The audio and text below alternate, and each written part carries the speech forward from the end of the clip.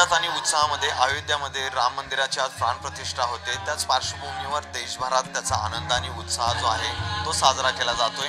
मी सध्या उभा आहे पुण्यातील तुळशीबागेमध्ये असणाऱ्या राम मंदिरामध्ये, ज्या ठिकाणी आज सकाळपासून पूजा अर्चा तर सुरूच आहे, मात्र भक्तांची मोठ्या प्रमाणात गर्दी या ठिकाणी आहे। आपण पाहतोय की या ठिकाणी बाहेर हे मंदिर आहे, अतिशय पुरातन मंदिर आहे आणि या पुरातन मंदिरामध्ये हजारो भाविक आज पहाटेपासून खरं तर मोठ्या संख्येने येऊन दर्शन घेत आहेत।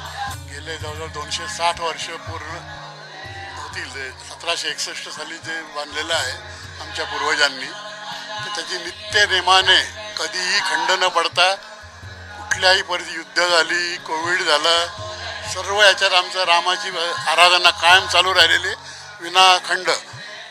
त्यामुळे आम्हाला आमच्या दृष्टीने तर आजचा सगळ्यात मोठा उत्सव आहे दिवाळी। आमच्याकरता रामनवमी हा सगळ्यात मोठा उत्सव असतो। आज आता रामनवमी सारखाच हा त्याच्यापेक्षा मोठा उत्सव आम्हाला सर्वांना जाणवतोय। त्यानिमित्ताने सगळे भक्तही सकाळपासून 5 वाजल्यापासून भक्त येत आहेत, आलोट गर्दी होतीये, अतिशय आनंदोत्सव साजरा होतोय। नक्कीच आपण पाहतोय की अयोध्येमध्ये राम मंदिर होत असताना या ठिकाणचा आनंद आणि उत्साह प्रत्येक देशातील राम मंदिरामध्ये साजरा केला जातोय। कॅमेरामन सुमितसह सचिन जाधव, साम टीव्ही न्यूज।